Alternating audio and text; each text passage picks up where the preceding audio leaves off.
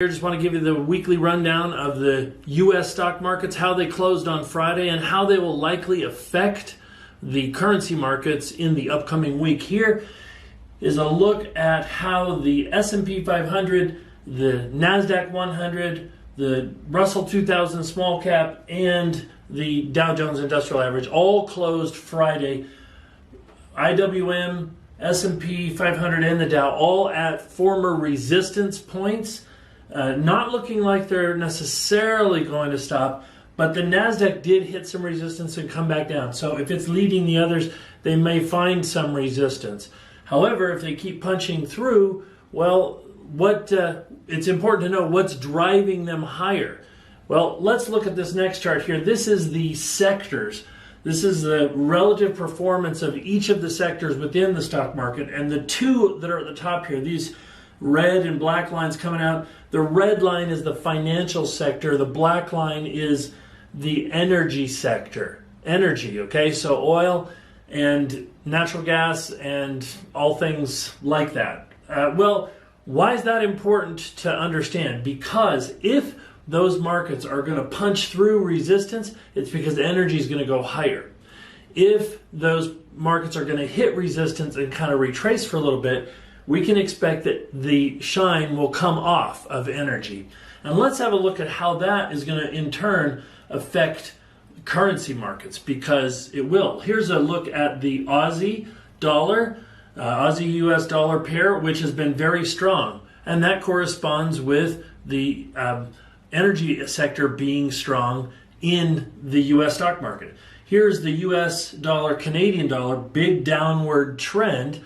That tracks because Canada, oil against the US dollar, right? So if oil is strong, the Canadian dollar is strengthening against the US dollar, this pair is headed down. And here we've got the Euro Australian dollar. Last week I told you about that trade. I had mentioned that you could set up a 40 pip risk trade and have a 100 pip move depending on which way it broke. Well, I was wrong about that. It was a 150 pip move when it broke to the downside. So it was a really good trade setup.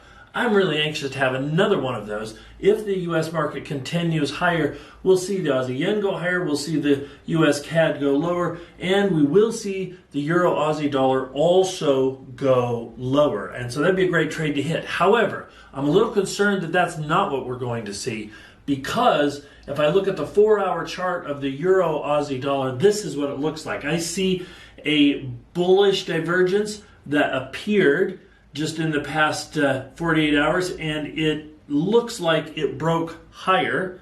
The Euro Aussie broke higher. Well, it kind of did that before, but we were anticipating that it was going to turn right around and come back down. On my Monday morning show, I talked about that. But here, what we've got is that it broke higher, and it looks like it's holding. Now, this is just coming to the close of Friday, so we don't really know for sure how it's going to go, of course. But what I'm watching for is this former resistance right at 1.56 on the Euro Aussie, because if that breaks higher, it's a pretty good indication that the U.S. stock markets are going to end up hitting resistance and trade lower on Monday. And therefore, we would see that Euro Aussie pair make a bit of a reversal and have a pretty good strong move to the upside. If, however, this little bit of resistance at 1.56 holds in the early hours of the Monday morning session in New Zealand times, as an example, if it were to start coming down, then you could guess that the U.S. markets were going to move higher, led by the energy sector, which would precipitate more downward trend on the Euro Aussie. So it's going to be a key pair to be watching. Which way is it going to break from its 1.56 level? That's the way the weekend closed, and how next week is likely to shape up. If you want to join me Monday mornings an hour before the U.S. market opens, you will get to see the action for yourself. Until then,